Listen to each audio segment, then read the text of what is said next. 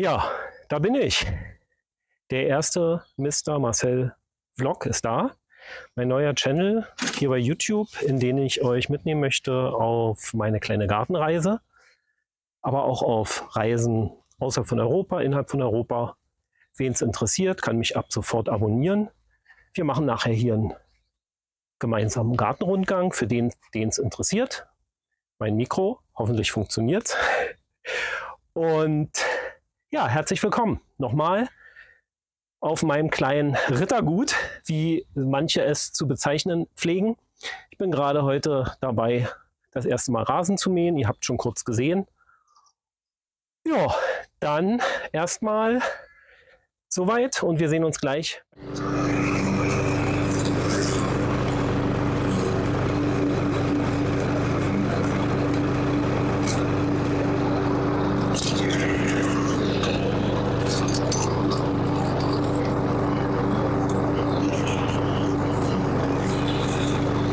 Schauen wir mal, was für wertvoller Rasenschnitt. Ui, da ist jetzt schon ganz schön voll. Welcher Rasenschnitt ich zur Verfügung habe für meine Beete und besonders fürs Hochbeet. Da kommt es nämlich nachher hin. Das muss nämlich wieder aufgefüllt werden.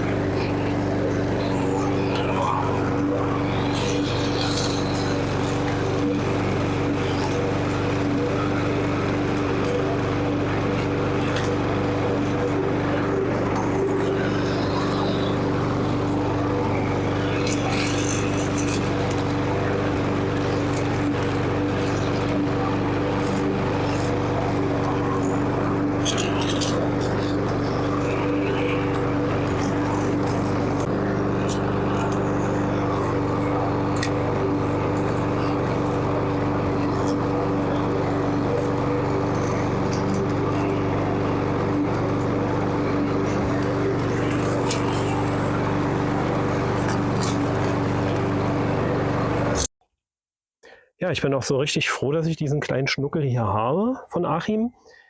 Das ist nämlich ein etwas besseres Modell, der ist motorunterstützt. Wenn man diesen Bügel hier hochklickt, wirft der interne Motor ja, das Rad an und es läuft fast von alleine, wenn er in Betrieb ist. Wenn man ihn dann wieder löst, hört die Motorunterstützung auf. Kann sich wirklich bezahlt machen, da mit Fangkorb. Ich schätze mal, es sind so bestimmt 25, 30 Liter Fangkorb, vielleicht sogar 40. Der ganze Rasenmäher ziemlich schwer ist. Ja. Also kleiner Tipp, falls ihr euch mal so ein Ding zulegen wollt, schaut, dass es eine Motorunterstützung hat.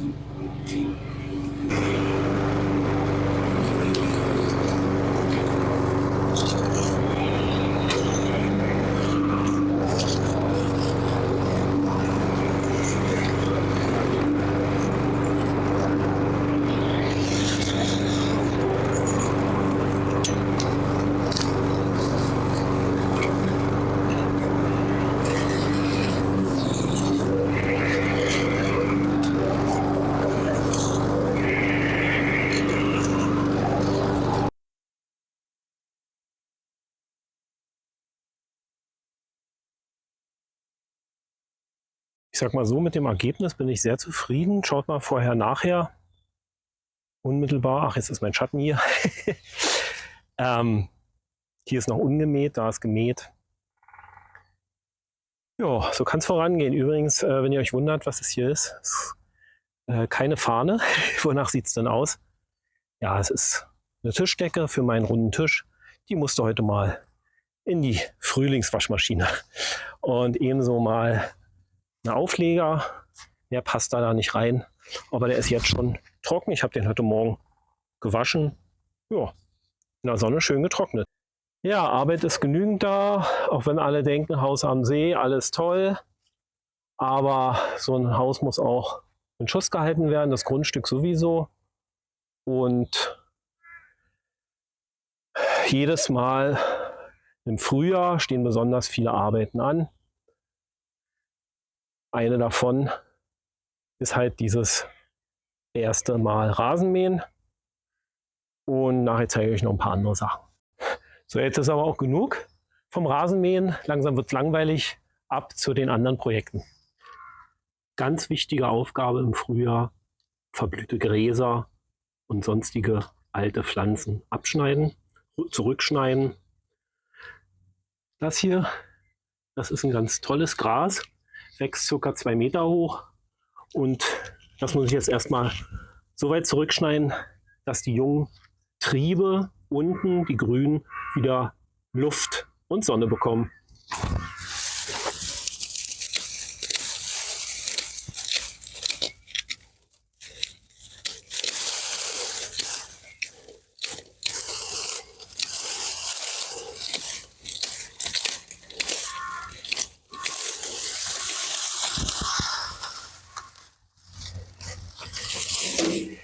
Um ehrlich zu sein, diese Arbeit mag ich überhaupt nicht. Normalerweise nennt das mein Freund Norbert. Aber dieses Jahr hat er sich hier noch nicht blicken lassen. Das Wetter war ja auch nicht so besonders. Also muss ich mich heute selber durchkämpfen. Ja, wird dann auch verbrannt zum Osterfeuer.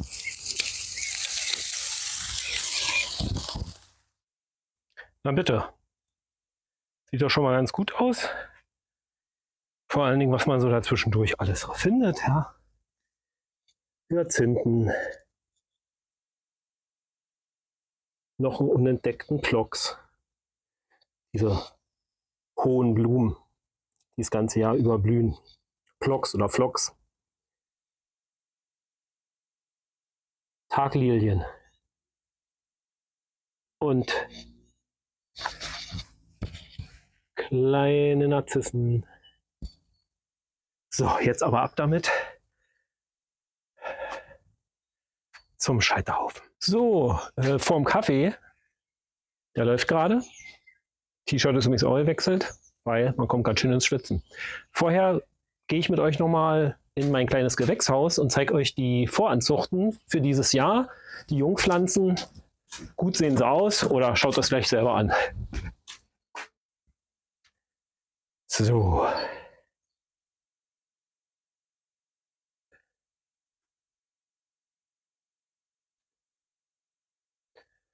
Diese müssen noch pikiert werden. Tomaten. Einmal die Sorte Super Sweet. Das sind so eine kleineren Tomaten, aber total süß, wie der Name schon sagt. Und hier, wie immer, meine langjährig bewährte Rosovi Domati, die bulgarische Fleischtomate, die rosa ist. Übrigens, wer davon kleine Setzlinge haben möchte oder 1, 2, soll sich bei mir melden. Ich habe abzugeben. Ja, hier sind verschiedene Tomaten. Die Ananas-Tomate freut mich dieses Jahr sehr. Sehr gut gekommen. Die ist ja meist ein bisschen zickig. Und was haben wir hier? Ach, das ist ja Basilikum. Und ja, die Marinda, auch eine italienische Fleischtomate. Sieht auch super aus. Die sind Ende Februar gesät worden von mir. Und ja, jetzt haben wir Ende März, kurz vor Ostern. Wenn ihr übrigens das Video seht, ist Ostern schon vorbei. Ich starte meinen Kanal am 1. April. Und das ist kein April-Scherz. Ja, hier noch die anderen. Zwischendurch hat sich mal so ein Mais verirrt hier. Und hier ist meine Anzuchtplatte mit gelben Zuckererbsen, grünen Zuckererbsen, Spargelsalat. Da gehe ich aber noch mal später irgendwann drauf ein, was das ist. Pak Choi hier. Naja, kommt auch ein bisschen so, jede zweite. Und der Pak Choi, der will wohl dieses Jahr nicht so. auch nur, naja, bedingt gekommen. Der Dill aus Bulgarien will gar nicht mehr, aber da ist, denke ich mal, auch die Haltbarkeit abgelaufen gewesen. Und ja, mein mein Schnittlauch, den ich aus eigenen Samen gezogen habe, kommt hier auch. Sieht man das? Jo. Ja, ansonsten habe ich heute noch das Gewächshaus vorbereitet. Neue Erde, neuen Rinderdunk, Palets, Pellets und auch Urgesteinsmehl. Hier habe ich eine Dahlie in die Erde gebracht, die kann ich schon mal vortreiben. Ein paar Erdbeerpflanzen, die ich auch als Ableger, als Senker aus dem Garten genommen habe. Hier kommt Oregano, verlässlich jedes Jahr neu. Eine kleine von mir abgesenkte, sag schnell, komme ich jetzt nicht drauf, sage ich euch aber gleich. Und hier die Physalis, die überlebt hat über den Winter, aber bei mir im Wintergarten natürlich, die muss frostfrei stehen. Hier fällt mir weiter nicht der Name ein, aber ist egal. Ja, das Gurkennetz ist auch schon gespannt. Und hier die Erdbeerampel, naja, gucken wir mal, ob das was wird. Das andere Grüne hier übrigens da. Und hier, das ist Knoblauch, den ich im letzten September gesteckt habe. Und denke mal, wenn der jetzt hier weiter gut wächst, wird er im Juni, Juli dicke Knollen bilden. Jetzt ist mir übrigens eingefallen, wie das heißt. Hortensien. Ja, meine Regentonne ist auch noch im Winterschlaf, noch umgedreht.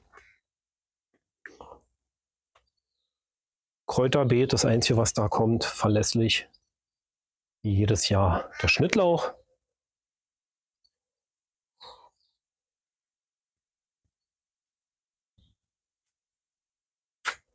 Und hier schauen wir mal, was wir machen. Die sind jetzt leer. Also beziehungsweise noch nicht mit Pflanzen bestückt. Gucken wir mal.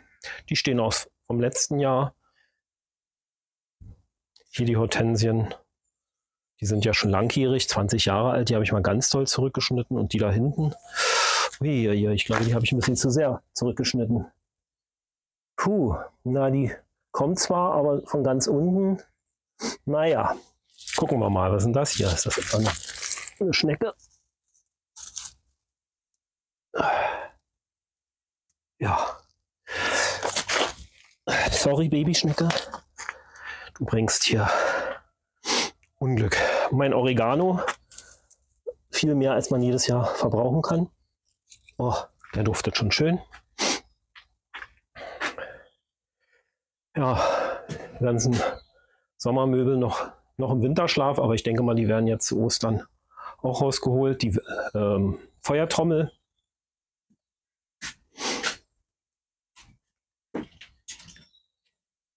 Wie viel Grad haben wir es hier eigentlich? Sieht man das? Knapp über 20. Oh. So schmeckt mir der Frühling. Was haben wir hier? Ja, meine selbstgezogene und getopfte Gartenhibiskus. Die gelbe Duftrose, Parfüm de Envie heißt die. Duftet ganz toll. Kommt auch wieder gut. Der Topf ist schon vorbereitet für eine Tomate. Ja, hier wird jetzt gleich Kaffee getrunken, weil hier ist die Stelle mit der meisten Sonne zurzeit bei diesem Sonnenstand. Die Beete sehen noch trostlos aus. Ebenso die Solardusche ist noch nicht angeschlossen. Oh, der Kirschlorbeer wächst mir förmlich über den Kopf. Also, da muss ich ran. Oh, hat der einen Schuss gemacht. Naja, gut. Die Beete werden gerade von mir vorbereitet. Kleiner Trick übrigens, eine Pappe einfach für 1 oder 2 Wochen mal aufs Beet legen und danach sind alle Unkräuter tot. Ja. Hier kommen ja wieder die Stangenbohnen, die gelben, Neckarkönigin ran und die Tomaten. Erdbeeren, ja, sehen trostlos aus, ist dieses Jahr bedingt durch die Bauarbeiten letztes Jahr, wo ich Glasfaser bekommen habe. Da sind die nämlich genau hier durchgegangen und dann da vorne ins Haus rein. Mit dem Glasfaser sind die meisten Erdbeerpflanzen dahin. Ja, mein Mittelhochbeet, verlässlich der Zwiebellauch, da hinten nochmal Knoblauch und hier war der Rasenschnitt. Das hebe ich dann ein bisschen unter, mache frische Erde rauf und dann ist dieses Hochbeet auch fertig. Ja, am Gitter hier kommen dann die Zuckerschoten, die ihr im Gewächshaus gesehen habt, die grünen und die gelben Zuckerschoten. Apfelbaum tut sich noch nichts. So, gucken wir mal. Der sieht ja immer, naja, dieses Jahr sieht er aber wirklich schlimm aus. Da ist ja noch keine richtige grüne Knospe. Naja, du, hier. Hier ist was, aber ansonsten, Mein Vogelhäuschen, mein selbstgebautes, habe ich von vorn von Weitem gesehen, hat neue Bewohner. Wieder mal unsere Meisen, die hier brüten.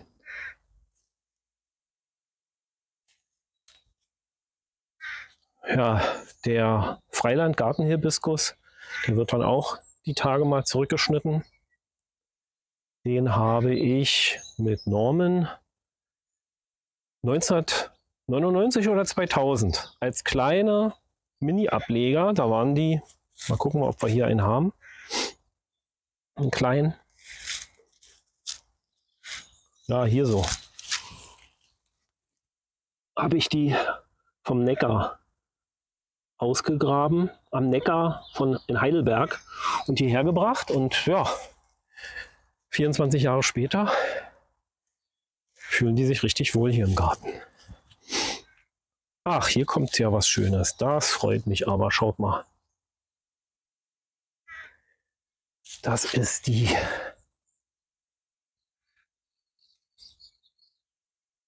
Miroslav Milchev Pflaume. Hat noch nie getragen. Aber dieses Jahr sieht es ja fast so aus, ob hier eine Blüte dran ist. Naja, ist halt eine bulgarische Sorte.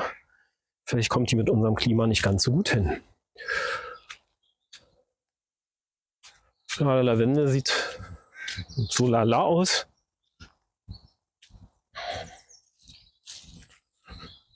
Der chinesische Ahorn kommt bestimmt auch demnächst. Die habe ich ordentlich zurückgeschnitten. Rosen. Oh, hier duftet's, hier duftet's. Die Hyazinthen. Pfingstrose. Mal sehen, ob sie dieses Jahr blüht. Seit Jahren habe ich damit kein Glück.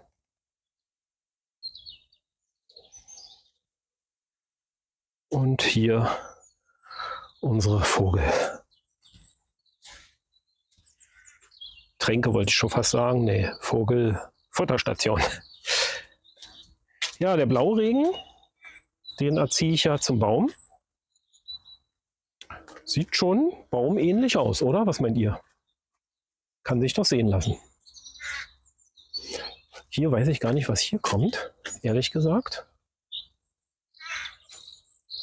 Den will ich aber auch nicht rausruppen. Das ist ja ein richtig schöner kleiner Baum. Naja, gut. Zwischen den Rhododendren.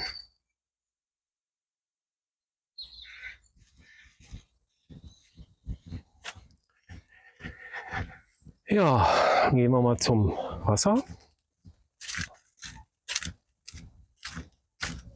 Übrigens, hier ist ja auch ein ganz komisches Ding. Hier ist ja mein Flieder, den ich hier angepflanzt habe vor ein paar Jahren. Und ich komme hier nach dem Winter und schaut euch das mal an. abgeschnitten. Da hinten auch. Hier auch der glatt abgeschnitten. Eine Nachbarin sagt zwar, das war ein Biber, aber ich kann mir das nicht vorstellen. Wer hat es hier auf meinen Flieder abgesehen? Vor allen Dingen, was bringt ihm das? In der Wachstumsruhephase Flieder abzuschneiden. Der kommt sowieso nicht, der blüht nicht. Ja? Der hier, der hat schon schöne Blütenansätze. Aber nee, also gut. Für Osterfeuer vorbereitet. Übrigens nicht reinfallen. Jeder, der hier lang wandert, fällt drauf rein. Ihr nicht. Das ist ein künstlicher Reiher. Haben die Nachbarn mal installiert, um die Enten fernzuhalten, die da regelmäßig ja, ihre Notdurft verrichten und auch schlafen. Gut.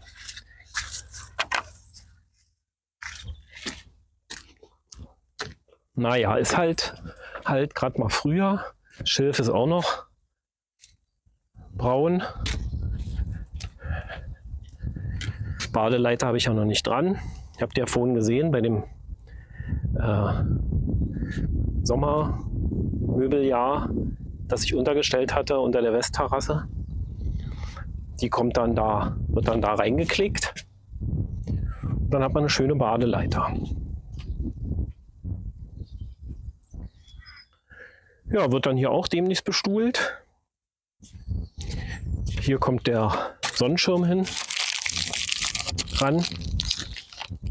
Schaut mal, habe ich hier so eine Konstruktion gebaut.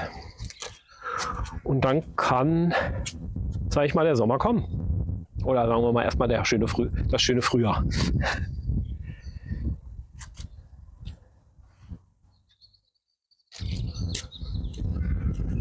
Gut. Gehen wir mal zurück. Hier die Weide. Schlägt auch schon ganz schön aus. Aber die ist ja mal einer der ersten, die austreibt.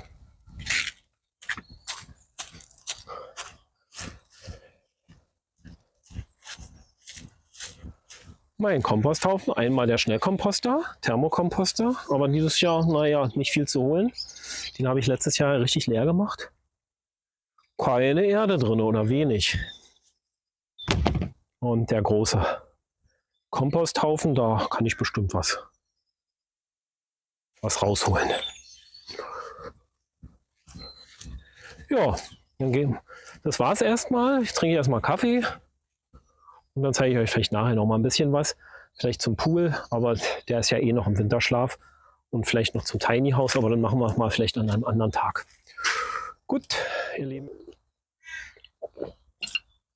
Wer stört bei Kaffee und Kuchen? Na gut, Kuchen habe ich diesmal nicht. Leider. So ein richtig schöner Streuselkuchen wäre nicht schlecht. Cashewnüsse. Die müssen es machen. Ja, jetzt haben wir einen Tag vor Gründonnerstag. Im Garten habe ich wieder viel geschafft. Gestern auch schon, aber bei weitem nicht so viel, wie ich mir noch vorgenommen habe.